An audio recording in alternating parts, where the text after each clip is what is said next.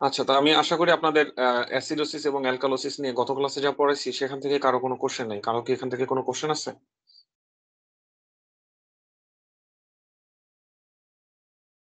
ওকে, এখান থেকে আশা করি কারো কোনো কোয়েশ্চেন নেই। আর আমি তো বললামই মিক্সড অ্যাসিড বেস ডিজঅর্ডার থেকে ইউজুয়ালি কোনো কোয়েশ্চেন হবে না। তবুও ফার্স্ট স্টেটে দেখেন এখানে একটা ক্লু দেয়া আছে যে আপনি মিক্সড অ্যাসিড বেস ডিজঅর্ডার কি ডায়াগনোসিস করতে হবে কিনা আপনাকে। আমাদের তারপরের টপিক ছিল renal tubular acidosis. Renal tubular acidosis যখন পড়বো, রেনাল টিউবুলার অ্যাসিডোসিস থেকে কি পড়তে হবে? রেনাল টিউবুলার অ্যাসিডোসিস থেকে পড়তে হবে শুধুমাত্র ডায়াগনোসিস, আর কিছু পড়তে হবে না।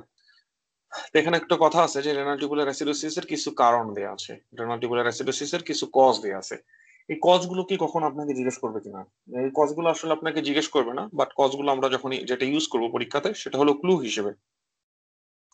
ঠিক আছে, বাট আপনাকে কখনোই কজ গুলো ইউজুয়ালি জিজ্ঞেস করবে না। রেনাল টিউবুলার অ্যাসিডোসিস যখন আমরা পড়বো তখন আমাকে জানতে হবে ফার্স্ট কথা যে ডায়াগনোসিস করতে হলে কি কি জিনিস হিসেব করতে হয়। তাহলে রেনাল টিউবুলার অ্যাসিডোসিস তখনই ডায়াগনোসিস করা যায় যখন আপনি একটা পেশেন্টের অ্যাসিডোসিস এর সাথে সাথে তার ইউরিনারি ফাইন্ডিং, তার প্লাজমা পটাশিয়ামের ফাইন্ডিং এগুলো যখন জানবেন তখন আপনি এটা ডায়াগনোসিস করতে পারবেন। আদারওয়াইজ ডায়াগনোসিস করা সম্ভব না আর কি। হ্যাঁ, আচ্ছা, তার মানে রেনাল টিউবুলার অ্যাসিডোসিস ডায়াগনোসিস করার জন্য আমাদের অ্যাসিডোসিস ডায়াগনোসিস করার জন্য যেটা দরকার হয় সেটা হলো পিএইচ, সেটা হলো বাইকার্বনেট। সেটার সাথে আরো একটা জিনিস ডায়াগনোসিস এর জন্য দরকার হবে, আরো কয়েকটা জিনিস রেনাল টিউবুলার অ্যাসিডোসিস ডায়াগনোসিস করার জন্য দরকার হবে। সেটা হলো ইউরিনারি ফাইন্ডিং এবং সিরাম পটাশিয়াম ফাইন্ডিং। সেটা আপনি বুঝবেন কি করে? এ দেখেন টেবিলটা দেখে। সো ইউরিনারি পিএইচ এর দরকার হবে, সিরাম পটাশিয়ামের দরকার হবে। এই দুইটা ফাইন্ডিং ছাড়া কখনই আপনাকে রেনাল টিউবুলার অ্যাসিডোসিস জিজ্ঞেস করা পসিবল না। রেনাল টিউবুলার অ্যাসিডোসিস এর টাইপ গুলো যখন আমরা পড়বো তখন আমরা একটা নেফ্রন চিন্তা করব, যে একটা নেফ্রনের কোন কোন সেগমেন্টে থেকে আর কি ডায়াগনোসিস শুরু হয়। তাহলে এটার নাম্বারিংটা শুরু হয়েছে নেফ্রনের রাইট সাইড থেকে। ফর আননোন রিজন আমরা সবসময় নেফ্রনের প্রক্সিমাল সেগমেন্ট গুলোকে বইতে লেফটে রাখি আর ডিস্টাল সেগমেন্ট গুলোকে নেফ্রনের রাইটে রাখি, তাই তো? তো আপনি এদিক থেকে কাউন্টিং শুরু করবেন। এদিক থেকে যদি কাউন্টিং শুরু করেন তাহলে সবচেয়ে ডিস্টাল পোর্শন যেটা, so distal renal tubular acidosis, সেটাকে আমরা বলতেছি টাইপ 1 রেনাল টিউবুলার অ্যাসিডোসিস। তারপর আপনি চলে আসলেন প্রক্সিমালে। প্রক্সিমালে যেটা হচ্ছে সেটা হলো টাইপ 2 রেনাল টিউবুলার অ্যাসিডোসিস। আর তারপরের কথা যেটা, সেটা হলো রেনাল টিউবুলের প্রাইমারি ডিজঅর্ডার না, অর্থাৎ রেনাল টিউবুলার অ্যাসিডোসিস বলা হচ্ছে কোন ঘটনাটা রেনাল টিউবুলে ঘটতেছে, বাট এটা রেনাল টিউবুলের প্রাইমারি ডিজঅর্ডার না। এটা একটা হরমোন ডেফিসিয়েন্সির জন্য, সেটা হলো হাইপো অ্যালডোস্টেরনিজমের জন্য। আমরা জানি অ্যালডোস্টেরনের একটা কাজ হলো, অ্যালডোস্টেরনের কি কাজ? অ্যালডোস্টেরনের একটা কাজ হলো সে হাইড্রোজেনকে বের করে দেয়, এবং হাইড্রোজেনকে বের করে পটাশিয়ামকে বের করে দেয়, এবং সাথে সাথে কি করে সে সোডিয়ামকে নিয়ে নেয়। তাহলে একটা পার্সনের যদি অ্যালডোস্টেরন ডেফিসিয়েন্সি হয় অথবা অ্যালডোস্টেরন সেন্সিটিভিটি কমে যায় এখানে, তাহলে সে হাইড্রোজেন বের করতে পারবে না। তাহলে সে যদি হাইড্রোজেন বের করতে না পারে তাহলে সে অ্যাসিডোসিস ডেভেলপ করবে, তার বডিতে অ্যাসিডোসিস ডেভেলপ করবে। এটাই এটাই হলো টাইপ 4। কিন্তু এখানে এখানে যেটা আমরা দেখতে পাচ্ছি যে সেটা হলো রেনাল টিউবুলের প্রাইমারি ডিজঅর্ডার নাই, প্রাইমারি ডিজঅর্ডারটা হলো হরমোনের। দ্যাটস ওয়াই এটাকে আমরা ডিস্টাল হওয়া সত্ত্বেও এটাকে ডিফারেন্ট ক্যাটাগরিতে রাখা হয়েছে। তাহলে আমাদের এখান থেকে একটা একটা টাইপ মিসিং। কেউ বলতে পারবেন কোন টাইপটা মিসিং? তো আপনাকে তিন ভাবে ডায়াগনোসিস যখন জিজ্ঞেস করা হবে অপশনগুলো এরকম থাকবে যে ডিস্টাল রেনাল টিউবুলার অ্যাসিডোসিস নাকি প্রক্সিমাল রেনাল টিউবুলার অ্যাসিডোসিস, অথবা টাইপ 1 নাকি টাইপ 2 নাকি টাইপ 4। সো এখানে আমাদের একটা জিনিস অ্যাবসেন্ট, সেটা হলো টাইপ 3টা অ্যাবসেন্ট। বুঝতে পারছেন? অলরাইট, তাহলে আমাদের এই ডায়াগনোসিসটা যদি আমাদের রেনাল টিউবুলার অ্যাসিডোসিস নাকি সেটা বুঝতে হলে অনেকগুলো স্টেপ পার হতে হবে। অর্থাৎ প্রথম কথা হলো এটা কি অ্যাসিড বেস ডিজঅর্ডার কিনা। কোশ্চেনে যদি কোনো ক্লু থাকে, হিস্ট্রি থাকে, তাহলে ফার্স্ট স্টেপ এটা কি অ্যাসিড বেস ডিজঅর্ডার কিনা সেটা আপনাকে বুঝতে হবে। তারপরে অ্যাসিড বেস ডিজঅর্ডারের মধ্যে তো অনেক কারণ আছে, সেই অ্যাসিড বেস ডিজঅর্ডারের একটা কারণ হলো রেনাল টিউবুলার অ্যাসিডোসিস, তাই না? তাহলে প্রথম কথা ডায়াগনোসিস করতে হবে সেটা হলো অ্যাসিড বেস ডিজঅর্ডার, তারপরে ডায়াগনোসিস করতে হবে হলো এটা কি রেনাল টিউবুলার অ্যাসিডোসিস কিনা। এটা পড়ার পরে আপনাকে চিন্তা করতে হবে যে রেনাল টিউবুলার অ্যাসিডোসিস এর মধ্যে এটা কোন টাইপের। তাহলে এখানে আমরা একটা চালাকি করতে পারি যে রেনাল টিউবুলার অ্যাসিডোসিস তখনই ডায়াগনোসিস করা যাবে যখন সেখানে ইউরিনারি ফাইন্ডিং দেওয়া থাকবে। তাহলে ইউরিনারি ফাইন্ডিং এবং সিরাম পটাশিয়াম যদি দেওয়া থাকে তখন চিন্তা করতে হবে যে আচ্ছা এটা মনে হয় রেনাল টিউবুলার অ্যাসিডোসিস কিছুটা মিন করতেছে। তারপর আসবে আমাদের টাইপের। আমরা এখন যেটা পড়বো, আমরা কিভাবে হয় সেই প্যাথোজেনেসিসটা পড়বো, প্যাথোজেনেসিস পড়ার পরে আদার ফাইন্ডিংস নিয়ে পড়বো। রেনাল টিউবুলার অ্যাসিডোসিস, এটা ডায়াগনোসিস খুব স্ট্রেট ফরওয়ার্ড। আমরা জানি আমাদের রেনাল টিউবুল গুলোতে কি কি ঘটনা ঘটে। আমাদের রেনাল টিউবুলের প্রক্সিমাল কনভলিউটেড টিউবুলের মেইন কাজ কি এটা বুঝতে হবে। তাহলে আমাদের রেনাল টিউবুলে প্রতিটা জায়গাতে একই রকম, কাজের নমুনাটা একই রকম। তারা হলো বাইকার্বনেট রিঅ্যাবজর্পশন করে, এবং একটা বাইকার্বনেট রিঅ্যাবজর্পশনের সাথে সাথে সে একটা হাইড্রোজেন আয়ন রিলিজ করতে পারে। একটা বাইকার্বনেট রিঅ্যাবজর্পশনের সাথে সাথে একটা হাইড্রোজেন আয়ন রিলিজ করতে পারে। কিন্তু এই ঘটনাটা প্রক্সিমাল কনভলিউটেড টিউবুল হয়, এটা ডিস্টাল কনভলিউটেড টিউবুল হয়। তারপরেও কার কোনটা মেইন ফাংশন সেটা বুঝতে হবে। তাহলে বাইকার্বনেট অ্যাবজর্পশন করে যার মেইন টার্গেট, বাইকার্বনেট অ্যাবজর্পশন করে তার মেইন ভূমিকা, সেটা হলো প্রক্সিমাল কনভলিউটেড টিউবুল। আর এক্সট্রা হাইড্রোজেন, বডিতে এক্সট্রা হাইড্রোজেন চলে আসছে, সেটাকে বের করা যেটা মেইন দায়িত্ব, সেটা হলো ডিস্টাল কনভলিউটেড টিউবুল। এই দুইটা কথা মনে থাকবে। অর্থাৎ বাইকার্বনেট এটা তো একটা সল্ট, এটা তো দরকারি জিনিস। আমরা জানি দরকারি জিনিস প্রথমে আমরা প্রক্সিমাল কনভলিউটেড টিউবুল থেকে রিঅ্যাবজর্পশন করে ফেলি। তাহলে বাইকার্বনেট যখন এখানে রিলিজ হলো, সঙ্গে সঙ্গে আমি চেষ্টা করবো সেটাকে রিঅ্যাবজর্পশন করে ফেলা। সো রেনাল টিউবুলের মধ্যে আমাদের এই রিঅ্যাবজর্পশনের মেকানিজম আগে দেখানো হয়েছে। আমাদের যেটা ঘটনা সেটা হলো বাইকার্বনেট রিঅ্যাবজর্পশনের মেইন সাইট যেটা, সেটা হলো প্রক্সিমাল কনভলিউটেড টিউবুল। আর হাইড্রোজেন আয়ন এক্সক্রিশনের মেইন সাইট যেটা, হাইড্রোজেন আয়ন এক্সক্রিশনের মেইন সাইট যেটা, সেটা হলো ডিস্টাল কনভলিউটেড টিউবুল। তাহলে আসুন আমরা প্রক্সিমাল কনভলিউটেড টিউবুল থেকে ফার্স্ট পড়া শুরু করে দিই। তাহলে প্রক্সিমাল কনভলিউটেড টিউবুলের কারণ ডিফেক্টের জন্য যদি রেনাল টিউবুলার অ্যাসিডোসিস হয়, সেটাকে আমরা বলি টাইপ 2 রেনাল টিউবুলার অ্যাসিডোসিস। এই টাইপ 2 রেনাল টিউবুলার অ্যাসিডোসিসে যে ঘটনাটা ঘটতেছে, তাহলে আমি বললাম প্রক্সিমাল কনভলিউটেড টিউবুলের ফাংশনটা কি। তাহলে প্রক্সিমাল কনভলিউটেড টিউবুলের মেইন ফাংশন অর্থাৎ প্রিডোমিনেন্ট, দেখেন যেখানে বাইকার্বনেট রিঅ্যাবজর্পশন হয় সেখানে হাইড্রোজেন আয়ন রিলিজ হয়, তাই তো। তবু বুঝতে হবে কোথায় কোনটা প্রিডোমিনেন্ট। তাহলে এটার প্রিডোমিনেন্ট হলো এখানে, তাই তো। তাহলে সেটা হলো বাইকার্বনেট রিঅ্যাবজর্পশন। তাহলে প্রক্সিমাল কনভলিউটেড টিউবুলে যদি ডিফেক্ট থাকে, তাহলে সে বাইকার্বনেট রিঅ্যাবজর্পশন করতে পারবে না। তাহলে সে যদি বাইকার্বনেট রিঅ্যাবজর্পশন না করে, প্রক্সিমাল কনভলিউটেড টিউবুলে যদি বাইকার্বনেট রিঅ্যাবজর্পশন না হয়, সেই বাইকার্বনেট গুলো পরবর্তী সেগমেন্ট ক্রস করে সেটা যাওয়া শুরু করবে, পরবর্তী সেগমেন্ট ক্রস করে সেটা যাওয়া শুরু করবে। এই কথাটা এখানে মিন করতেছে increase excretion of the bicarbonate in the urine. তাহলে ইউরিনে যদি এভাবে বাইকার্বনেট চলে যায়, ইউরিনে এভাবে বাইকার্বনেট যেতে যেতে আপনি তাহলে বাইকার্বনেট হারাচ্ছেন। তাহলে এটা গতদিন পড়ানো হয়েছে যে আমাদের দুইটা ব্যাপার, একটা হলো বাইকার্বনেট হলো আমাদের বডিতে অ্যালকালি হিসেবে কাজ করতেছে, রাইট। তাহলে আমি অ্যালকালি লস করতেছি। তাহলে অ্যালকালি যদি আমি লস করি, তাহলে আমার যেটা হবে সেটা হলো মেটাবলিক অ্যাসিডোসিস। তাহলে অনেকগুলো কথা বলছিলাম যে এটা কি অ্যালকালি লস অর্থাৎ বাইকার্বনেট লস। তাহলে বাইকার্বনেট লসের কারণে আমি মেটাবলিক অ্যাসিডোসিস হচ্ছে, অর্থাৎ নতুন কোনো অ্যাসিড ঢোকার জন্য অ্যাসিডোসিস হচ্ছে না। তাহলে আপনাদের কাছে এখন কোশ্চেন, এই অ্যাসিডোসিসটা কি increased anion gap metabolic acidosis হবে নাকি normal anion gap metabolic acidosis হবে? অলরাইট। তাহলে যেহেতু এখানে নতুন কোন অ্যাসিড যুক্ত হওয়ার কারণে ঘটনাটা ঘটতেছে না, তাহলে এটা আমাদের যেটা হবে সেটা হলো normal anion gap metabolic acidosis. তাহলে আমাদের ফার্স্ট এডে যে কাজটা আমাদের করা দরকার, সবে আমরা আমাদের ফার্স্ট এডে কথাটা লিখে রাখবো। অলরাইট। হুম। এখন এটা হলো আমাদের প্রাইমারি ডিফেক্ট, রাইট। তাহলে এটা আমাদের প্রাইমারি ডিফেক্ট। তাহলে প্রাইমারি ডিফেক্টকে কম্পেনসেশন করার জন্য, ওভারকাম করার জন্য বা কারেকশন করার জন্য, তাহলে এটাকে কারেকশন করার জন্য আমরা কি কাজ করব?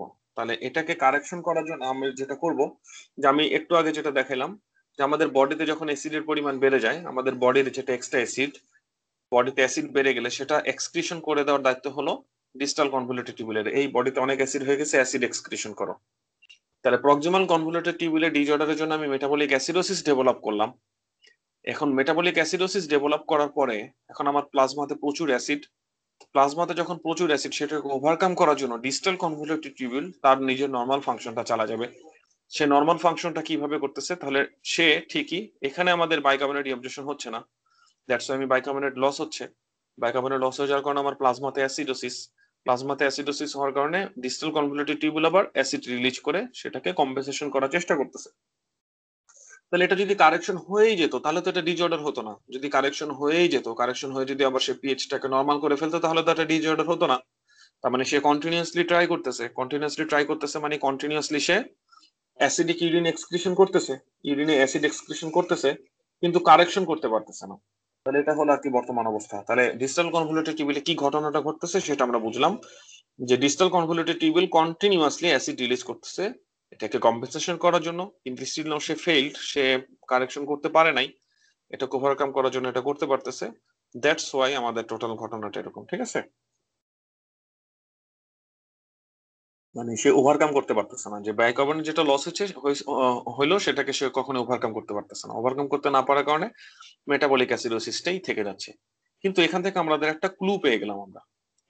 ক্লুটা হলো ইউরিনারি ফাইন্ডিং। তাহলে আমাদের মেটাবলিক অ্যাসিডোসিস, প্রক্সিমাল কনভলিউটেড টিউবিল আমি বাইকার্বনেট লস হচ্ছে তাই আমার মেটাবলিক অ্যাসিডোসিস, ডিস্টাল কনভলিউটেড টিউবিল সেটাকে কারেকশন করার চেষ্টা করতেছে কিভাবে, ইউরিনে হাইড্রোজেন আয়ন এক্সক্রিশন করে। তাহলে ইউরিনটা দেখতে কিরকম হবে? তাহলে ইউরিনটা দেখতে যেটা হবে সেটা হলো অ্যাসিডিক। তাহলে আপনার ইউরিনটা অ্যাসিডিক হবে নাকি অ্যালকালাইন হবে সেটা ডিপেন্ড করবে কার উপরে? সেটা ডিপেন্ড করবে ডিস্টাল কনভলিউটেড টিউবিলের উপরে। কারণ কি? এটা অ্যাক্টিভ ট্রান্সপোর্টার। অ্যাক্টিভ ট্রান্সপোর্টার মানে কি? অ্যাক্টিভ ট্রান্সপোর্টার মানে হলো এখানে যথেষ্ট পরিমাণ হাইড্রোজেন আছে তারপরও সে হাইড্রোজেন আয়ন রিলিজ করতেছে। এখানে যথেষ্ট পরিমাণ হাইড্রোজেন আছে তারপরও সে হাইড্রোজেন আয়ন রিলিজ করতেছে। তাহলে এটা করতে করতে এই জায়গায় হাইড্রোজেন আয়নের পরিমাণ অনেক বাড়ায় ফেলা, আর হাইড্রোজেন আয়নের পরিমাণ অনেক বাড়ায় ফেলা, যেটাকে আমরা প্রেজেন্ট করব কি করে? পিএইচ কমে যাওয়া। তাহলে এই পেশেন্টের ইউরিনারি পিএইচ কম থাকবে। সবার কাছ থেকে এই ব্যাপারটা বোঝা গেছে? তাহলে প্রক্সিমাল রেনাল টিউবুলার অ্যাসিডোসিস এর আমাদের প্লাজমা ফাইন্ডিং কি হবে? প্রক্সিমাল রেনাল টিউবুলার অ্যাসিডোসিস এর আমাদের প্লাজমা ফাইন্ডিং হবে normal anion gap metabolic acidosis. তার ইউরিনারি ফাইন্ডিং কি হবে? ইউরিনারি ফাইন্ডিং হবে তার ইউরিন অ্যাসিডিক। আর পটাশিয়াম বেশি হবে কেন? এটা হলো একটা ইন্টেলেকচুয়াল কোশ্চেন। পটাশিয়ামটা কম হবে কেন? সরি, বেশি না, পটাশিয়ামটা কম হবে কেন? পটাশিয়াম কম হবে কেন সেটা বোঝার জন্য আপনাকে যেটা করতে হবে, কার্বনিক অ্যানহাইড্রেজ ইনহিবিটর, এই যে ডায়োরেটিক্সটা আছে তার অ্যাকশনটা মনে রাখতে হবে। তাহলে কার্বনিক অ্যানহাইড্রেজ ইনহিবিটর সে একটা ডায়োরেটিক্স। সে কেন ডায়োরেটিক্স? কারণ কার্বনিক অ্যানহাইড্রেজ ইনহিবিটর যখন আমরা দেই তখন বাইকার্বনেট ফর্মেশন হয় না, সরি বাইকার্বনেট রিঅ্যাবজর্পশন হয় না। তো বাইকার্বনেট যখন রিঅ্যাবজর্পশন হয় না তখন বাইকার্বনেট রিলিজ হয়। বাইকার্বনেট যখন রিলিজ হয় তখন বাইকার্বনেট তার এমনি এমনি রিলিজ হয় না, সে কিছু সল্ট আকারে রিলিজ হয়। সে যখন এভাবে সল্ট আকারে রিলিজ হয় এই জিনিসগুলো তখন অসমোটিক্যালি অ্যাক্টিভ পার্টিকেল হয়ে যায়। আর অসমোটিক্যালি অ্যাক্টিভ পার্টিকেল যদি হয়ে যায় তখন সে আদার ওয়াটার এবং আদার ইলেকট্রোলাইট নিয়ে, অর্থাৎ অসমোটিক্যালি ফ্রি অ্যাক্টিভ পার্টিকেল হলে যেটা হয় আর কি, ডাইউরেসিস হয়, তাই তো? তাহলে কার্বনিক অ্যানহাইড্রেজ ইনহিবিটর আপনি ড্রাগ হিসেবে দিচ্ছেন, আর পেশেন্টের প্রক্সিমাল কনভলিউটেড টিউবিল মানে সে বাইকার্বনেট রিঅ্যাবজর্পশন করতে পারতেছে না। তাহলে এই বাইকার্বনেট গুলো এখানে অসমোটিক পার্টিকেল হিসেবে থাকতেছে। তার মানে একটা পেশেন্টকে কার্বনিক অ্যানহাইড্রেজ ইনহিবিটর দেয়া আর একটা পেশেন্টের প্রক্সিমাল টিউবুলার ডিফেক্ট থাকা একই কথা। অর্থাৎ দুইজনের ক্ষেত্রে আমরা ডায়োরেটিক্স এর ইফেক্ট পাবো। ডায়োরেটিক্স এর ইফেক্ট মানে হলো ডাইইউরেসিস। ডায়োরেসিস হয়ে যাওয়া মানে কি? বেশি বেশি ডায়োরেসিস হয়ে যাওয়া মানে কি? পটাশিয়াম লস হয়ে যাওয়া। দ্যাটস ওয়াই তার প্লাজমা পটাশিয়ামের পরিমাণ কম থাকবে। তারপরের কোশ্চেন, যে প্রক্সিমাল কনভলিউটেড টিউবুলের এই ডিফেক্ট গুলো কেন হলো? প্রক্সিমাল কনভলিউটেড টিউবুলের জেনারেলাইজড ডিফেক্ট, আমরা জানি প্রক্সিমাল কনভলিউটেড টিউবুলের একটা জেনারেলাইজড ডিফেক্ট আছে, সেটাকে বলা হয় ফানকনি সিনড্রোম। ফ্যানকনি সিনড্রোম কিভাবে রিপ্রেজেন্ট করবে? ফ্যানকনি সিনড্রোমে জেনারেলাইজড অ্যামাইনো অ্যাসিড এক্সক্রিশন হবে ইউরিন দিয়ে, ঠিক আছে? অর্থাৎ কোনো অ্যামাইনো অ্যাসিড সে রিঅ্যাবজর্পশন করতে পারবে না। গ্লুকোজ কখনো কখনো রিঅ্যাবজর্পশন করতে পারবে না, বাইকার্বনেট রিঅ্যাবজর্পশন করতে পারবে না। এই কন্ডিশনটাকে বলা হয় ফ্যানকনি সিনড্রোম। এটা একটা কনজেনিটাল ইনহেরিটেড কন্ডিশন, বাট এটা হচ্ছে আমাদের বেশি পড়তে হবে যেটা, যেগুলো কিনা অ্যাকোয়ার্ড কন্ডিশন। তাহলে অ্যাকোয়ার্ড কন্ডিশন গুলো কোনটা? অ্যাকোয়ার্ড কন্ডিশন হলো মাল্টিপল মায়োলোমা। আমরা জানি মাল্টিপল মায়োলোমাতে কি করে রেনাল টিউবুলার ডিফেক্ট হয়। তারপরে কথা হলো আপনাকে অ্যাকোয়ার্ড একটা কন্ডিশন যেটা ড্রাগ ইন্ডিউসড হতে পারে, সেটা হচ্ছে যদি আপনি কার্বনিক অ্যানহাইড্রেজ ইনহিবিটর দেন। আমরা যখন কার্বনিক অ্যানহাইড্রেজ ইনহিবিটর ডায়োরেটিক্স এর মধ্যে পড়েছিলাম তখন আমরা একটা কথা বলেছিলাম, যে কোনো ডায়োরেটিক্স দিলে এই পেশেন্টের কি হতে পারে? Contraction alkalosis. কন্ট্রাকশন অ্যালকালোসিস মানে কি? অর্থাৎ যে কোনো ডায়োরেটিক্স কোন একটা পেশেন্টকে দিলে তার হাইপোভলিমিয়া হবে, আর তার যখন হাইপোভলিমিয়া হবে তখন সে রেনিন অ্যানজিওটেনসিন অ্যালডোস্টেরন অ্যাক্টিভিটি বাড়ায় দিবে এবং সেটার মাধ্যমে অ্যালকালোসিস। তার মানে সকল ডায়োরেটিক্স যেটা করতে পারে সেটা হলো মেটাবলিক অ্যালকালোসিস, কিন্তু একটা ডায়োরেটিক্স যে কাজটা করে সেটা হলো মেটাবলিক অ্যাসিডোসিস। কারণ সে বাইকার্বনেট লস করতেছে। সেই ডায়োরেটিক্সটার নাম হলো কার্বনিক অ্যানহাইড্রেজ ইনহিবিটর। অর্থাৎ প্রক্সিমাল রেনাল টিউবুলার ডিফেক্টের মধ্যে দুইটা অ্যাকোয়ার্ড কজ মনে রাখতে হবে, একটা হলো মাল্টিপল মায়োলোমা ডিজিজ কন্ডিশন, আর একটা হলো ড্রাগ ইন্ডিউসড, সেটা হলো কার্বনিক অ্যানহাইড্রেজ ইনহিবিটর। তারপরে কথা কি? তারপরে কথা হলো increase risk for hypophosphataemic rickets. এই হাইপোফসফেটেমিক রিকেটটা কার জন্য? এই কথাটা বুঝতে হবে, সবার জন্য না। তাহলে increase risk for hypophosphataemic rickets এটা হলো যাদের কিনা ফানকনি সিনড্রোম। তাহলে अगेन ফানকনি সিনড্রোমের জন্য হাইপোফসফেটেমিক রিকেট হবে, প্রক্সিমাল রেনাল টিউবুলার অ্যাসিডোসিস কোরিলেশনটা কোথায়? কোরিলেশন আমরা যখন ফসফেট অর্থাৎ এন্ডোক্রাইনোলজিতে আমরা একটা কথা পড়েছিলাম, এখানেও পড়েছিলাম কিডনিতেও, যে ফসফেট রিঅ্যাবজর্পশনের একটা সাইটই আছে কিডনিতে। কোথায় বলেন তো? ফসফেট রিঅ্যাবজর্পশনের একটা সাইটই আছে আমাদের কিডনিতে, সেটা হলো প্রক্সিমাল কনভলিউটেড টিউবুল। তাহলে ফসফেট রিঅ্যাবজর্পশনের এটাই একমাত্র সাইট। এবং আমরা একটা কথা জানি যেটা, সেটা হলো প্যারাথাইরয়েড হরমোন। প্যারাথাইরয়েড হরমোন কি কাজ করে? প্যারাথাইরয়েড হরমোন এই ফসফেট রিঅ্যাবজর্পশনটাকে ইনহিবিট করতে পারে। তাহলে যখন আমরা এই কথাটা বলি যে প্যারাথাইরয়েড হরমোন কি করে, ফসফেট এক্সক্রিশন বাড়ায়। Actually parathyroid hormone directly phosphate excretion বাড়ায় না। প্যারাথাইরয়েড হরমোন যে কাজটা করে, সে ফসফেটের রিঅ্যাবজর্পশন কমায়। তাহলে প্যারাথাইরয়েড হরমোন প্রক্সিমাল কনভলিউটেড টিউবুলে ফসফেটের রিঅ্যাবজর্পশন কমায়। প্যারাথাইরয়েড হরমোন ডিস্টাল কনভলিউটেড টিউবুলে ক্যালসিয়ামের রিঅ্যাবজর্পশন বাড়ায়। ব্যাপারটা হলো এরকম। সো এইভাবে সে যদি ফসফেটের রিঅ্যাবজর্পশন কমায়, তাহলে ফসফেটের এক্সক্রিশন বাড়ায়। সেই ইনফরমেশন থেকে আমরা একটা জিনিস জানতে পারছি যে ফসফেট রিঅ্যাবজর্পশন হওয়ার একটাই সাইট, সেটা হলো প্রক্সিমাল কনভলিউটেড টিউবুল। ফানকনি সিনড্রোম থেকে আমরা একটা জিনিস জানতে পারছি, সেটা হলো ফানকনি সিনড্রোম মানে প্রক্সিমাল কনভলিউটেড টিউবুলের জেনারেলাইজড ডিফেক্ট। তাহলে ফানকনি সিনড্রোম হওয়া মানে proximal convoluted tubule phosphate reabsorption করতে পারবে না। আর ফসফেট যদি রিঅ্যাবজর্পশন করতে না পারে, তাহলে হাইপোফসফেটেমিক টিটানি হবে। আচ্ছা, তারপরের দুইটা টপিকস আছে, সেটা হলো ডিস্টাল রেনাল টিউবুলার অ্যাসিডোসিস। তাহলে distal renal tubular acidosis, distal renal টিউবুলের ফাংশনটা কি? আমাদের ডিস্টাল রেনাল টিউবুলের যেটা ফাংশন, সেটা হলো সে হাইড্রোজেন আয়ন রিলিজ করতে পারে। এই যে সে হাইড্রোজেন আয়ন রিলিজ করতে পারে, সেটা একটা অ্যাক্টিভ সিক্রেশন, রাইট? তাহলে সেই অ্যাক্টিভ সিক্রেশন মানে কি? অর্থাৎ ইউরিনকে অ্যাসিডিফাই করার জন্য তার এটা একটা প্রক্রিয়া। অর্থাৎ বডিতে যত অ্যাসিড জমা হচ্ছে সেটাকে সিক্রেশন করে দেওয়া, সেটাকে এক্সক্রিশন করে দেওয়ার মেইন দায়িত্ব যেটা, সেটা হলো রেনাল ডিস্টাল কনভলিউটেড টিউবুলের। এবং সে এটার মাধ্যমে কি করবে? তাহলে দেখেন খেয়াল করে যে প্লাজমা গুলো আমাদের অ্যাসিড থেকে কিভাবে মুক্তি পাবে। তাহলে প্লাজমা অ্যাসিড থেকে মুক্তি পাওয়ার জন্য তাহলে প্লাজমা সব অ্যাসিড গুলো এদিকে বের করতে হবে, তাই না? তাহলে প্লাজমা তার সব অ্যাসিড এদিকে বের করে দিচ্ছে। তাহলে এখানে রেনাল টিউবুলের মধ্যে অ্যাসিড অ্যাকুমুলেশন হচ্ছে, তারপরও সে বের করতেছে। আবার এখানে অ্যাকুমুলেশন হচ্ছে, তারপরও সে বের করতে পারতেছে। দ্যাটস ওয়াই এটা অ্যাক্টিভ ট্রান্সপোর্ট। এবং এটা অ্যাক্টিভ ট্রান্সপোর্ট এটা থেকে কি মিন করে? এটা অ্যাক্টিভ ট্রান্সপোর্ট মিন করে হলো lower concentration of the hydrogen থেকে হায়ার কনসেন্ট্রেশন টু দ্য হাইড্রোজেনে যাচ্ছে। তাহলে এই ট্রান্সপোর্টের ডিরেকশনটা কোথা থেকে কোথা? প্লাজমা থেকে ইউরিন, প্লাজমা থেকে ইউরিন।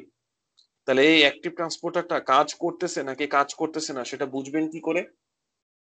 এটা বুঝবেন এই জায়গায় কনসেন্ট্রেশন বেশি, এই জায়গায় ওই সাবস্ট্রেটের কনসেন্ট্রেশন কম, এটা দেখলে।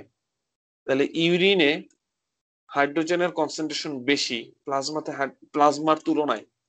এটা বোঝার একটা উপায় আছে, সেটা হলো ইউরিনের পিএইচ।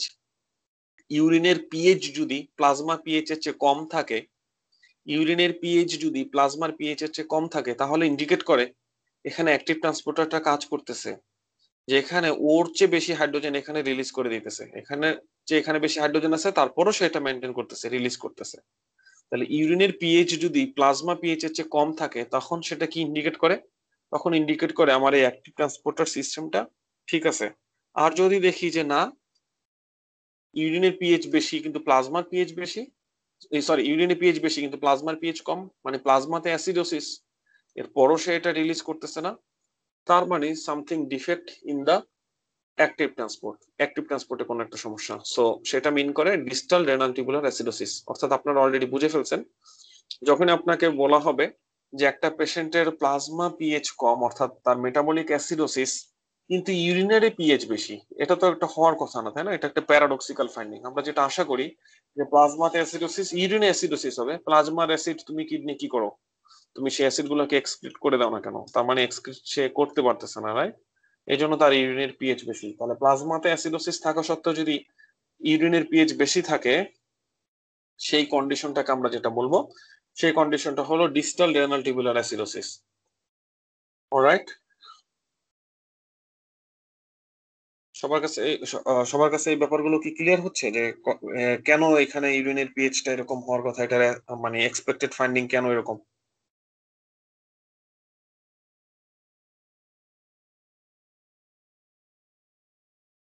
আমরা কি আছি? সবাই ক্লাসে আছি? আচ্ছা ঠিক আছে, সবাই ক্লাসে আছে আমাদের। ওকে, তাহলে এখান থেকে আমাদের পরবর্তী ফাইন্ডিং যেটা, সেটা হলো তার সিরাম পটাশিয়ামের পরিমাণটা কম কেন? তারপরের কোশ্চেন হলো এটা। এটা আমরা একটু স্টুডেন্ট রেসপন্স নিয়ে নিই নাকি, যে যার ডিস্টাল রেনাল টিউবুলার অ্যাসিডোসিস তার ক্ষেত্রে সিরাম পটাশিয়ামটা কম থাকবে কেন?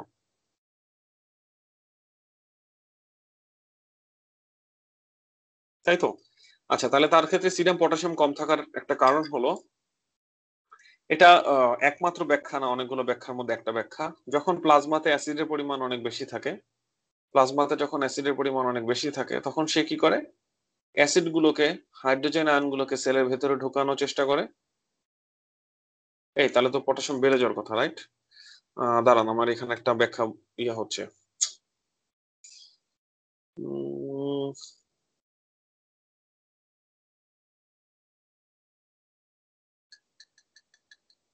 অ্যাসিডোসিস ইন্টারকালেটেড সেল ইনটু দা, ওহো সরি, এটা আলফা ইন্টারকালেটেড সেলের ডিফেক্ট।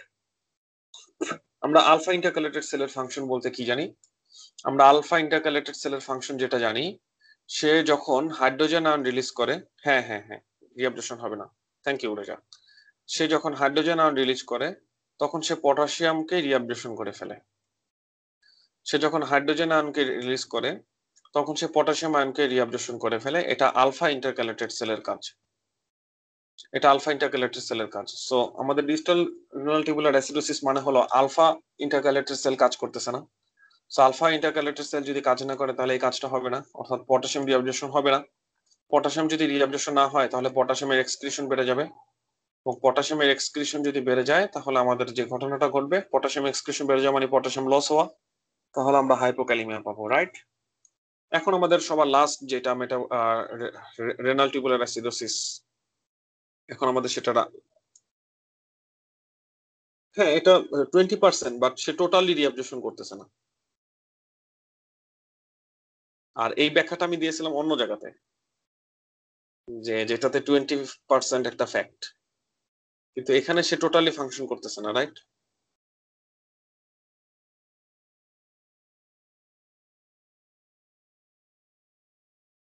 এই 20%টা এখন 0%, টোটালি ফাংশন করতেছে না।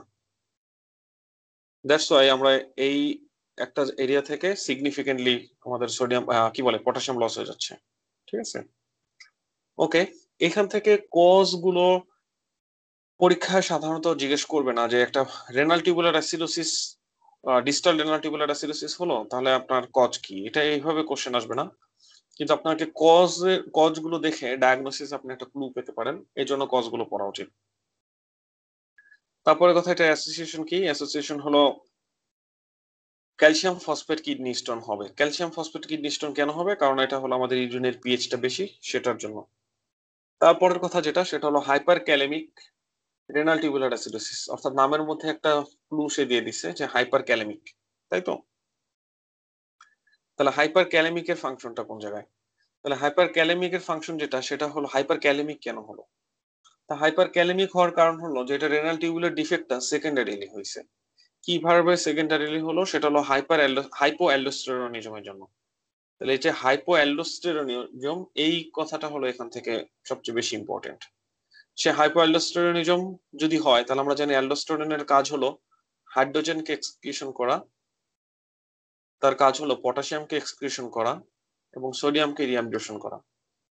তাহলে অ্যালডোস্টেরন যদি না থাকে, তাহলে আমরা যখন এন্ডোক্রাইনোলজিতে হাইপো অ্যালডোস্টেরনিজম পড়েছিলাম, তখন আমরা সেই সেম জিনিসটাই দেখছি, যে অ্যালডোস্টেরন না থাকা মানে সে হাইড্রোজেন আয়ন এক্সক্রিশন করতে পারে না, সে পটাশিয়াম আয়ন এক্সক্রিশন করতে পারে না, দ্যাটস ওয়াই পটাশিয়ামের পরিমাণ বেড়ে যায়, তাই তো? ওকে, তাহলে আমাদের এখানে যে ঘটনাটা ঘটতেছে, এক্ষেত্রে অ্যাগেন আমাদের অ্যালডোস্টেরন কাজ করে ডিস্টাল কনভলিউটেড টিউবুলে, সেটা আমরা জানি।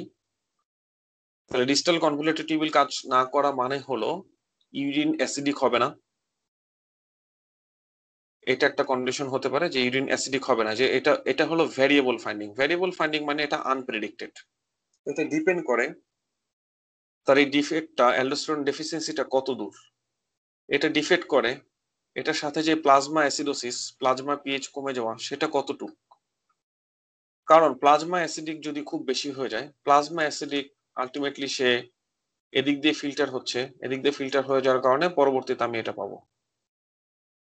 আবার অ্যালডোস্টেরন ডিস্টাল কনভলিউটেড টিউবুলকে ইনফ্লুয়েন্স করে যে তুমি অ্যাসিড রিলিজ করো, কিন্তু এটা ছাড়াও যখন রেনাল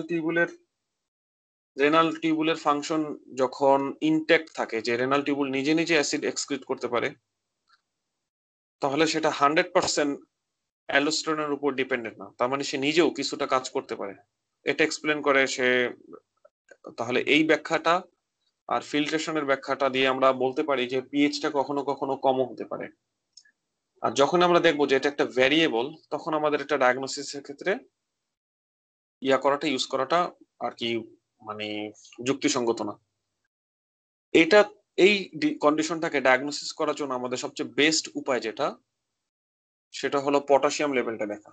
পটাশিয়াম লেভেলটা দেখে যদি দেখা যায় যে হ্যাঁ এটা বেশি, তখন আমরা চিন্তা করতে পারবো যে হ্যাঁ এটা ডিস্টাল টিউবুলার অ্যাসিডোসিস। তিনটা জিনিসকে, অর্থাৎ টাইপ 4 রেনাল টিউবুলার অ্যাসিডোসিস, এই তিনটা জিনিসকে আমরা যদি ল্যাব ফাইন্ডিং এর মাধ্যমে এক্সপ্রেশন করতে চাই, তাহলে যেটা সামারি করা লাগে, সেই সামারি গুলো এখন আমি লিখবো, আপনারা কন্ডিশন গুলো বলবেন, ঠিক আছে? তাহলে কন্ডিশন নাম্বার 1, অ্যাসিডোসিস বলতে বোঝাচ্ছি আমি প্লাজমা অ্যাসিডোসিস।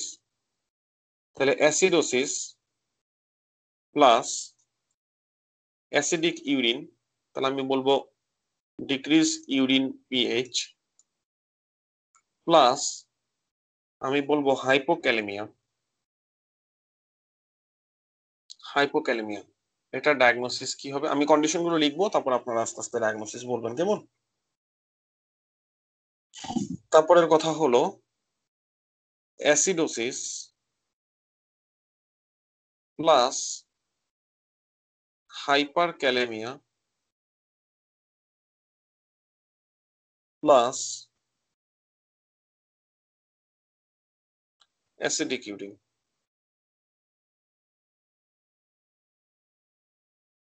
এটা ডায়াগনোসিস কি হবে?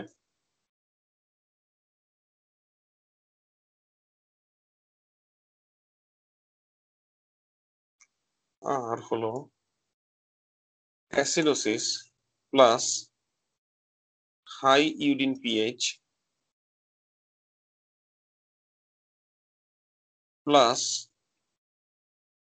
হাইপোক্যালেমিয়া। এটার কন্ডিশন কি হবে? আমি আমি আমি লেবেলিং করতেছি, প্লিজ লেবেলিং স্যার আপনি কি করে অ্যান্সার করতেছেন বুঝলাম না। তাহলে এটা এ, এটা বি, এটা সি।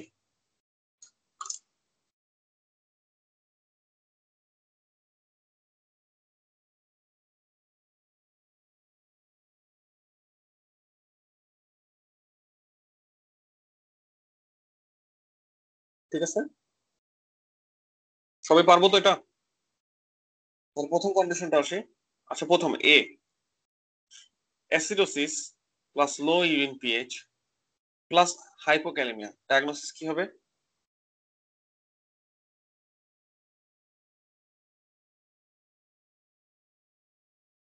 তাহলে এটা ডায়াগনোসিস হলো টাইপ 2 রেনাল টিউবুলার অ্যাসিডোসিস, অর্থাৎ প্রক্সিমাল কনভলিউটেড টিউবুলার ডিফেক্ট। কি কি দেখে বুঝলাম, কি কি দেখে আমরা বুঝবো এখান থেকে?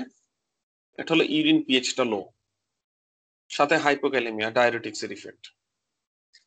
2 নম্বর কন্ডিশন, অর্থাৎ কন্ডিশন বি, সেটা হলো acidosis plus hyperkalemia plus acidic urine, অথবা যাই থাকুক না কেন।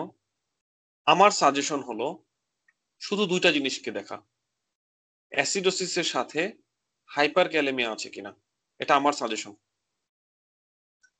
অ্যাসিডোসিসের সাথে হাইপারক্যালেমিয়া আছে কিনা, শুধু এই দুইটা কন্ডিশন দেখা। যদি থাকে চোখ বন্ধ করে এটা অ্যালডোস্টেরন ডেফিসিয়েন্সি, ঠিক আছে? তারপরে কথা কি, অ্যাসিডোসিস সাথে ইউরিন পিএইচ বেশি, তাহলে ইউরিন পিএইচ বেশি মানে কিডনি টোটালি ফেলুর, আর সাথে তার হাইপোক্যালেমিয়া। এটা মানে হলো ডিস্টাল রেনাল টিউবুলার অ্যাসিডোসিস। আশা করি সবাই 100% বুঝতে পারছেন, রাইট?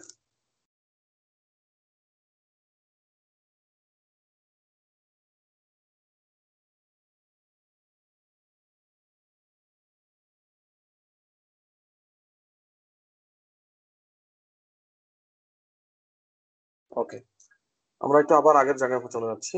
আগের টেবিলটাতে আরো কিছু জিনিস পড়ার বাকি আছে, সেটা একটু পড়ার জন্য আমি বইটাকে রিফ্রেশ করে নিচ্ছি।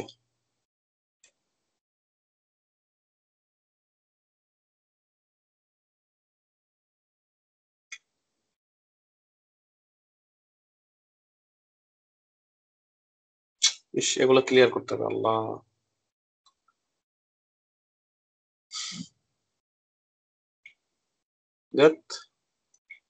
আচ্ছা, এই জায়গাটাতে চলে আসি। এখানে আমাদের একটা ইনফরমেশন বাকি আছে।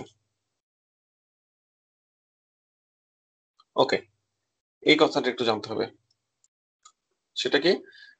টাইপ 4 রেনাল টিউবুলার অ্যাসিডোসিসে যে ঘটনাটা ঘটতেছে সেটা হলো decrease synthesis of proximal ammonia from proximal convoluted tubule.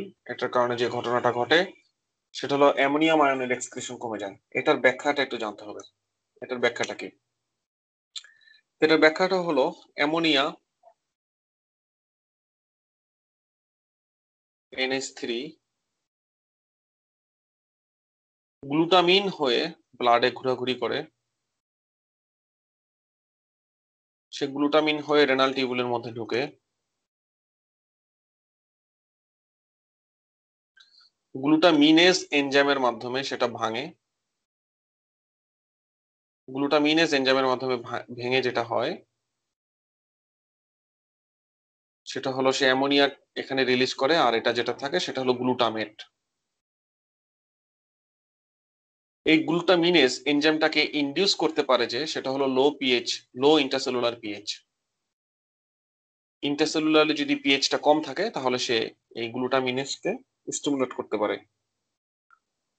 এই ইনফরমেশনটা আমি কোথা থেকে দিলাম? এটা যদি আপনারা একটু নিজে আরো ভালোভাবে পড়তে চান সেটা চলে যেতে হবে কাপলান বায়োকেমিস্ট্রির অ্যামাইনো অ্যাসিড মেটাবলিজম চ্যাপ্টারে। তাহলে ছবিটা আরো ভালো দেখতে পারবেন। ঠিক আছে, এখন প্রক্সিমাল কনভলিউটেড কি বলে টাইপ 4 এর যে ঘটনাটা ঘটে সেটার প্রবলেমটা হলো, টাইপ 4 এর যে ঘটনাটা ঘটে সেটার হলো, আমরা জানি টাইপ 4 এ হাইপার ক্যালেমিয়া। এই হাইপার ক্যালেমিয়া হওয়ার কারণে এই পটাশিয়াম গুলো ভেতরে ঢোকা শুরু করে। পটাশিয়াম গুলো যখন ভেতরে ঢোকা শুরু করে তখন সেখান থেকে হাইড্রোজেন বের হয়ে যায়। হাইড্রোজেন যখন বের হয়ে যায় তখন ইন্টারসেলুলার পিএইচ বেড়ে যায়। ইন্টারসেলুলার পিএইচ যখন বেড়ে যায় তখন গ্লুটামিনেজ কাজ করে না। গ্লুটামিনেজ যখন কাজ করে না তখন অ্যামোনিয়া রিলিজ হয় না। বুঝতে পারছেন? আর এটার সিভিয়ারিটির উপর আপনি ইউরিনের কন্ডিশনটা বুঝতে পারবেন। অ্যামোনিয়া রিলিজ না হওয়া মানে হলো বাফার রিলিজ হচ্ছে না।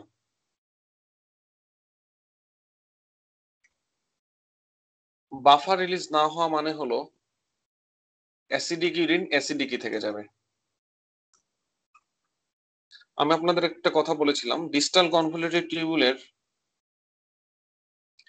এবং গ্যাস্ট্রিক প্যারাইটাল সেলের হাইড্রোজেন আয়ন সিক্রেশনের ক্ষমতা সমান। এটা হওয়া সত্ত্বেও ইউরিনের পিএইচ হয় 5, প্যারাইটাল সেলের মাধ্যমে যে গ্যাস্ট্রিক অ্যাসিড সিক্রেশন সেটার পিএইচ হয় 1, লোয়েস্ট হয় 1।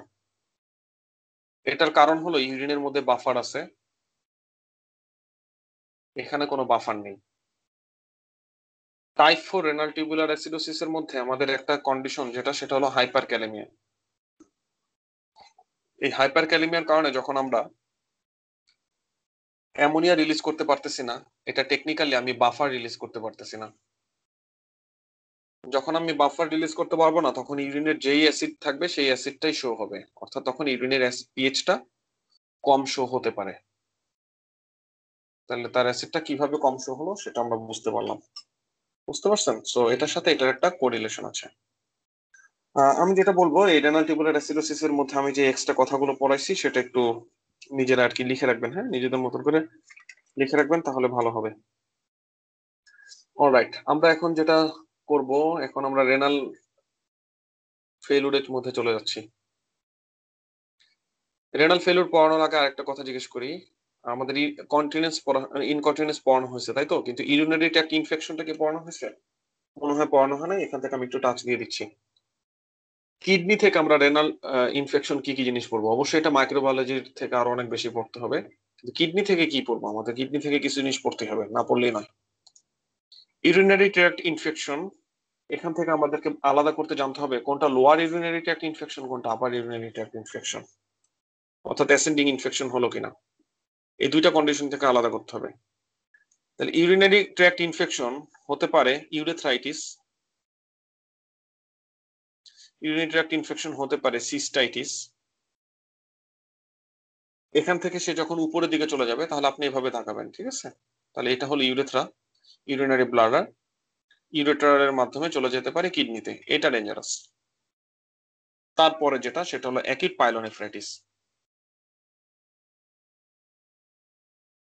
অ্যাকিউট পাইলোনেফ্রাইটিস, আপনি যখন আবার অ্যাকিউট পাইলোনেফ্রাইটিস পড়বেন তখন আপনাকে জানতে হবে অ্যাকিউট পাইলোনেফ্রাইটিসের রুট গুলো কি কি। অ্যাকিউট পাইলোনেফ্রাইটিস মানে হলো রেনাল প্যারেনকামাল ইনফেকশন, রাইট? তাহলে এটা রুট গুলো কি কি, এখানে কেন ইনফেকশন হলো? তাহলে একটা রুট হলো অ্যাসেন্ডিং, নিচ থেকে উপরের দিকে উঠছে। একটা হলো হেমাটোজেনাস, একটা হলো কন্টাজিয়াস, আশেপাশের কোন স্ট্রাকচার থেকে আসছে। বুঝতে পারছেন? তাহলে আমরা এখানে আসতেছি যে ইউরেথ্রাইটিস, সিস্টাইটিস, অ্যাকিউট পাইলোনেফ্রাইটিস, এই দুইটা জিনিসকে আলাদা করা জানতে হবে। দুইটাকে আলাদা করার উপায় কি? এই দুইটাকে আলাদা করার একটা সবচেয়ে সিগনিফিকেন্ট, সবচেয়ে মানে মোক্ষম উপায় যেটা, সেটা হলো presence of fever.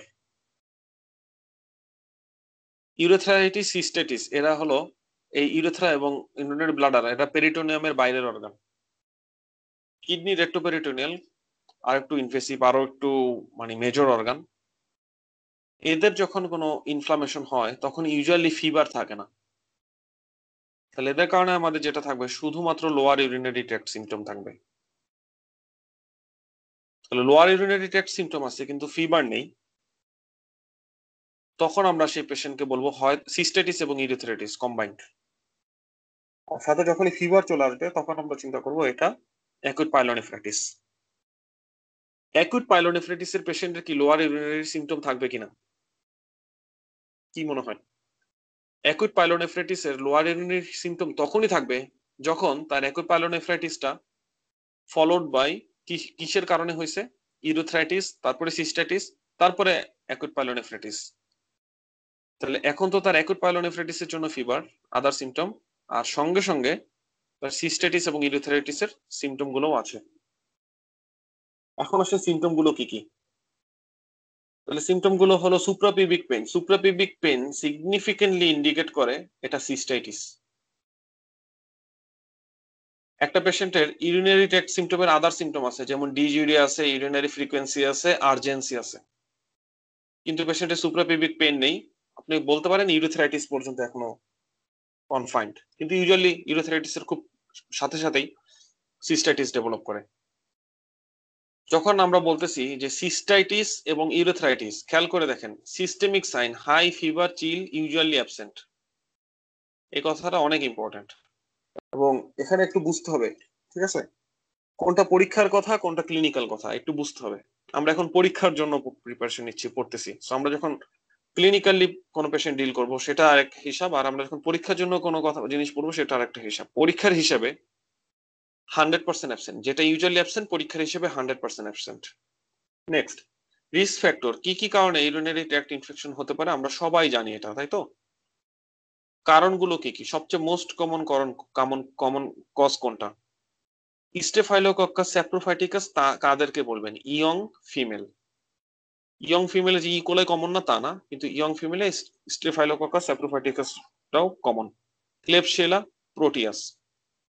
Lab finding এর মিনিং গুলো বুঝতে হবে, যে এই ল্যাব ফাইন্ডিং এর মিনিং গুলো বলতে কি বোঝায়।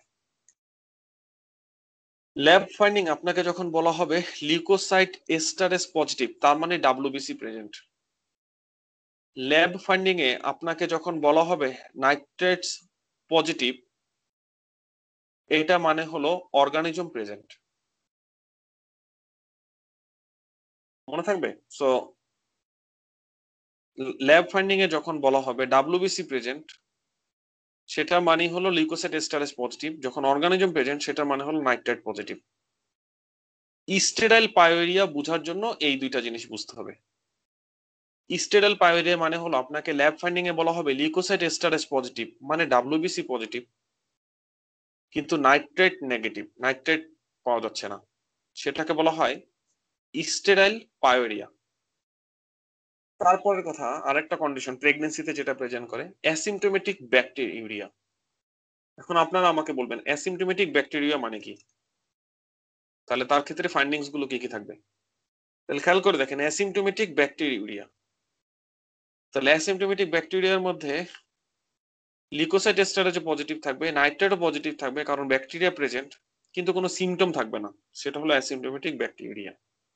স্টেরাইল পায়োরিয়ার কারণগুলো সম্পর্কে অনেকগুলো কারণ হতে পারে, কিন্তু ব্যাকটেরিওলজিক কারণ বললে দুইটা কারণ বলবেন, ক্লামাইডিয়া ইনফেকশন হয়েছে নাহলে নিশেরিয়া হয়েছে। নেক্সট কন্ডিশন হলো পাইলোনেফ্রাইটিস। তাহলে পাইলোনেফ্রাইটিস কখন হবে? আপনাকে জিজ্ঞেস করা হবে যে লোয়ার ইউরিনারি ট্র্যাক্ট ইনফেকশন ছিল কিন্তু পাইলোনেফ্রাইটিস হলো কেন, তাই না?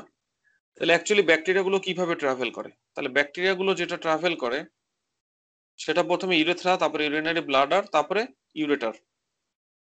তাহলে ইউরেটারে ট্রাভেল করতে করতে করতে করতে কোথায় চলে গেছে? কিডনিতে চলে গেছে, নাহলে তার পাইলোনেফ্রাইটিস হতো না। তাহলে ব্যাকটেরিয়া ট্রাভেল করছে। তাহলে ব্যাকটেরিয়া ট্রাভেল করার জন্য সবচেয়ে বেশি মোক্ষম ব্যাকটেরিয়া যে, সে হলো ইকোলাই। আপনাকে জিজ্ঞেস করা হবে তার কোন প্যাথোজেনিক ফ্যাক্টরের কারণে সে ট্রাভেল করতে পারে, তাহলে তার এইটা হলো ফ্লাজেলা, সে ফ্লাজেলা আছে তার, এটার জন্য সে ট্রাভেল করতে পারে, অ্যাসেন্ড করতে পারে, এটা হলো তার ব্যাকটেরিওলজিক ফ্যাক্টর। আপনাকে জিজ্ঞেস করতে হবে এখানে এই জায়গার কোনো অ্যানাটমিক্যাল ফ্যাক্টর আছে কিনা, ফিজিওলজিক্যাল ফ্যাক্টর আছে কিনা, আছে, সেটা কি বলেন তো? ইউরেটারিক রিফ্লাক্স, রিফ্লেক্স না কিন্তু রিফ্লাক্স, ভেসিকো ইউরেটারিক রিফ্লাক্স, ভেসিকো ইউরেটারিক রিফ্লাক্স। ভেসিকো ইউরেটারিক রিফ্লাক্স মানে হলো আমরা যখন ইউরিনেট করি, ইউরিনেট করার সময় আমাদের ইউরিনারি ব্লাডারে আমরা প্রেসার ক্রিয়েট করতেছি এবং এই জায়গার স্ফিংটারটাকে আমরা রিলিজ করে দিচ্ছি, দেন আমাদের ইউরিন এদিকে রিলিজ হচ্ছে। কিন্তু আমাদের সেই ইউরিন তো কিছুটা এদিকেও যেতে পারে, তাই না? তো কিছুটা যাওয়া স্বাভাবিক, কিন্তু সিগনিফিকেন্টলি যাওয়া, অনেক দূর পর্যন্ত চলে যাওয়াটা অস্বাভাবিক। তাহলে ইউরিনারি ব্লাডারে অর্থাৎ মিকচুরেশনের সময় যদি ইউরিন ইউরেটারে ট্রাভেল করে সেটাকে বলা হয় ভেসিকো ইউরেটারিক রিফ্লাক্স। এই ভেসিকো ইউরেটারিক রিফ্লাক্স ছাড়া কখনোই কোনো ব্যাকটেরিয়ার পক্ষে ইউরেথ্রা দেন ইউরিনারি ব্লাডার হয়ে কোথায় যাওয়া সম্ভব না? কিডনি পর্যন্ত যাওয়া সম্ভব না। ইউরেথ্রা থেকে সে ব্লাডারে যেতে পারবে, ফাইন, এটা যাওয়া খুব ইজি, কিন্তু এত দূর উপরে উঠা সম্ভব না, কারণ সব সময় পানির ফ্লো এদিক থেকে এদিকে, এদিক থেকে এদিকে উঠতে হলে অবশ্যই একটা ফোর্সফুল ইনজেকশন হতে হবে, সেটাকে বলা হয় ভেসিকো ইউরেটারিক রিফ্লাক্স। তাহলে ভেসিকো ইউরেটারিক রিফ্লাক্স ছাড়া কখনোই অ্যাসেন্ডিং ইনফেকশন হওয়া সম্ভব না, সম্ভব না, সম্ভব না। ভেসিকো ইউরেটারিক রিফ্লাক্স তো নর্মালি খুব সামান্য, তাই না? কিন্তু যখন ইনফ্ল্যামড ব্লাডার, তাহলে ইনফ্ল্যামড ব্লাডার মানে কি, এ জায়গার মাসকুলেচার গুলো তখন ফ্ল্যাবি, এ জায়গার মাসকুলেচার গুলো তখন সফট ফ্ল্যাবি, তখন তাদের এই জায়গার স্ফিংটার ফাংশনটা কমে যায়। যখন তার স্ফিংটার ফাংশন কমে যায় তখন এই জায়গার রিফ্লাক্সটা বেড়ে যায়। এটা হলো নর্মাল পার্সনের, যার নর্মালি কোনো রিফ্লাক্স হয় না তার জন্য। আর কনজেনিটালে যদি কারো এই জায়গাতে ডিফেক্ট থাকে তাহলে তো তার কনজেনিটাল ভেসিকো ইউরেটারিক রিফ্লাক্স আছেই। তাহলে কনজেনিটাল ভেসিকো ইউরেটারিক রিফ্লাক্স নিয়ে যদি কেউ আসে তাহলে তার ফাইন্ডিংস কি হবে, তার কমপ্লিকেশন কি হবে? তার কমপ্লিকেশন হবে রিকারেন্ট পাইলোনেফ্রাইটিস। তাহলে অ্যাকুট পাইলোনেফ্রাইটিস বলতে আমরা যেটা বুঝবো সেটা হলো কি বলে, নিউট্রোফিল ইনফিল্ট্রেট হলো রেনাল ইন্টারস্টিশিয়ামে অর্থাৎ রেনাল প্যারেনকেমাতে, কর্টেক্স কে ইনভলভ করতে পারে, গ্লোমেরুলি রিলেটিভলি সে গ্লোমেরুলি এবং ব্লাড ভেসেলকে স্পেয়ার করে, আই ডোন্ট নো কেন। তারপরে কথা হলো কি নিয়ে প্রেজেন্ট করবে ফিভার, ফ্ল্যাঙ্ক পেইন, অর্থাৎ ইউটাই হলেই তো মানুষের ফিভার আর ফ্ল্যাঙ্ক পেইন থাকে না, ফ্ল্যাঙ্ক পেইন থাকা মানে কোনো কথা নাই দিস ইজ অ্যাকুট পাইলোনেফ্রাইটিস। এই ফ্ল্যাঙ্ক পেইনটা যে কিডনির কারণেই সেটা বোঝার জন্য আমাদের একটা ফিজিক্যাল সাইন আছে, সেটা হলো কোস্টোভার্টিব্রাল অ্যাঙ্গেল টেন্ডারনেস। সিস্টেমেটিক সাইনের পার্ট হিসেবে থাকবে নশা, ভমিটিং, চিলস। কারণগুলোর মধ্যে যেটা বললাম সেখানে দেখবেন রুটের একটা কথা চলে আসতেছে, তাহলে ascending urinary tract infection. Route থেকে আমরা আরেকটা কথা বলতে পারবো, হেমাটোজেনাস স্প্রেড, অন্য কোনো জায়গাতে ইনফেকশন ছিল সেটা হেমাটোজেনাসলি ব্লাডের মাধ্যমে কিডনিতে এসে পৌঁছেছে। অর্থাৎ এটাও হওয়া সম্ভব যে একটা মানুষের লোয়ার ইউরিনারি ট্র্যাক্ট সিমটম নেই, সরাসরি সে অ্যাকুইট পাইলোনেফ্রাইটিস ডেভেলপ করলো, অথবা একটা পেশেন্ট ইউরিনারি স্টেসিস থেকে অ্যাকুইট পাইলোনেফ্রাইটিস ডেভেলপ করলো। কিভাবে? রেনাল স্টোন থেকে সে অ্যাকুইট পাইলোনেফ্রাইটিস ডেভেলপ করলো, সেটাও সম্ভব। তারপরে কথা, এই পেশেন্ট কি নিয়ে আসবে? এই পেশেন্ট নিয়ে আসবে ডাব্লিউবিসি ইন দ্য ইউরিন। তাহলে ডাব্লিউবিসি ইন দ্য ইউরিন হলে তো সেটা লোয়ার ইউরিনারি ট্র্যাক্ট ইনফেকশন। আলাদা করব কি করে যে এটা অ্যাকুট পাইলোনেফ্রাইটিস? কাস্ট দেখে। কাস্ট থাকলে কোনো কথা নাই, এটা মোস্ট লাইকলি অ্যাকুট পাইলোনেফ্রাইটিস। তবে এই সমস্ত ইউরিনারি ফাইন্ডিং দিয়ে অ্যাকুট পাইলোনেফ্রাইটিস ডায়াগনোসিস করা যায় না। ইউরিনারি ফাইন্ডিং দিয়ে অ্যাকুট পাইলোনেফ্রাইটিস ডায়াগনোসিস করাটা একটা ভুল idea. Acute pyelonephritis clinically diagnosis করতে হবে। তার ফিভার, চিল, ফ্লাঙ্ক পেইন এবং কোস্টোভার্টিব্রাল অ্যাঙ্গেল টেন্ডারনেস যদি থাকে, তখন আপনি সেটাকে বলবেন অ্যাকুট পাইলোনেফ্রাইটিস, যদি সেটা অ্যাকুট হিস্ট্রি থাকে। সিটি স্ক্যান আমরা করবো। সিটি স্ক্যান করে আমাদের প্যারেনকামাল এনহ্যান্সমেন্ট তো বুঝতেই পারতেছেন, যেখানে ব্লাড ফ্লো বেশি সিটি স্ক্যানে সেখানে এনহ্যান্সমেন্ট পাওয়া যায়। রিস্ক ফ্যাক্টরের কথা বলা হচ্ছে, কি কি কারণে অ্যাকুট পাইলোনেফ্রাইটিস হতে পারে। সেটা হলো ইনডোয়েলিং ইউরিনারি ক্যাথেটার। ইনডোয়েলিং ইউরিনারি ক্যাথেটার যদি থাকে, তাহলে ইউরিনারি ক্যাথেটার ইটসেলফ ইউটিআই করতে পারে। আর যখন ইউটিআই হবে, সেই ইউটিআই অর্থাৎ cystitis urethritis followed by ascending infection. Urinary tract obstruction, urinary ট্র্যাক্টের কোনো জায়গাতে যদি অবস্ট্রাকশন থাকে, তাহলে সেখানে ইউরিনারি স্টেসিস হবে। ইউরিনারি স্টেসিস মানে সেখানে অ্যাডিশনাল দুইটা কমপ্লিকেশন, সেটাকে stone formation and infection. Vesicoureteral reflux, এই ভেসিকো ইউরেটারাল রিফ্লাক্স হলো সিঙ্গেল মোস্ট ইম্পর্টেন্ট ফ্যাক্টর যেটার কারণে অ্যাসেন্ডিং ইনফেকশন হওয়া সম্ভব। ডায়াবেটিস মেলাইটাস, ডায়াবেটিস মেলাইটাস মানে হলো ওই পেশেন্টের ইমিউনোসাপ্রেস, অ্যাকোয়ার্ড ইমিউনোসাপ্রেশন, সো তার ক্ষেত্রে ইনফেকশন কমন। প্রেগনেন্সির ক্ষেত্রে যেটা হয় সেটা হলো ইউরিনারি ব্লাডার ভালোভাবে এমটি হয় না। প্রেগনেন্সির কারণে যেটা হয়, রিলেটিভলি ইউরেটারের উপরে কম্প্রেশনের কারণে অবস্ট্রাকশন থাকে। কি কি কমপ্লিকেশন হতে পারে? অনেক কমপ্লিকেশন হতে পারে। এই অ্যাকুট পাইলোনেফ্রাইটিস রিজলভ না হয়ে ক্রনিক পাইলোনেফ্রাইটিসে কনভার্ট হয়ে যেতে পারে। অ্যাকুট পাইলোনেফ্রাইটিস পাস ফর্মেশন করার মাধ্যমে রেনাল প্যাপিলারি নেক্রোসিস করে ফেলতে পারে। রেনাল প্যাপিলা যদি নেক্রোসিস হয়ে যায়, রেনাল প্যাপিলা যদি ড্যামেজ হয়ে যায়, আপনি কি পাবেন বলেন তো একটু কষ্ট করে? রেনাল প্যাপিলা যদি ড্যামেজ হয়ে যায়, আমরা কি পাবো? রেনাল প্যাপিলা ড্যামেজ হয়ে গেলে যে কন্ডিশন পাওয়া যাবে সেটাকে বলা হয় আইসোস্থেনিউরিয়া। হেমাটোরিয়া তো অ্যাকুইট কন্ডিশনে, লং টার্মে আমি যেটা পাবো সেটা হলো আইসোস্থেনিউরিয়া। আইসোস্থেনিউরিয়া মানে হলো কিডনির আহ মানে ইয়া হওয়া, মানে urine concentration, concentrated urine formation করার, কনসেন্ট্রেটেড ইউরিন ফর্মেশন করার যেটা মানে ক্ষমতা, সেটা নষ্ট হয়ে যায়, সেটাকে বলা হয় আইসোস্থেনিউরিয়া। তারপরে কথা হলো পেরিনেফ্রিক অ্যাবসেস আর হলো ইউরোসেপসিস। এগুলো তো আমরা কমপ্লিকেশন সম্পর্কে সবাই জানি, বুঝতে পারছেন? এই মুহূর্তে না আমার একটা ইয়ে হয়েছে যে আমি যখন জিজ্ঞেস করলাম না যে রেনাল প্যাপিলারি নেক্রোসিস হলে আমরা কি পাবো, তখন মারিয়ানা কে জন একটা অ্যান্সার দিল, পরে আমি ওর এটা বললাম। এই জায়গায় আমার একটা ফিলিং হয়েছে দেজা ভু। এই দেজা ভু ফিলিংস এর অর্থ জানেন? ঠিক আছে, অলরাইট। আহ কে কে সবাই জানি আমরা দেজা ভু এই ফিলিংস এর অর্থ?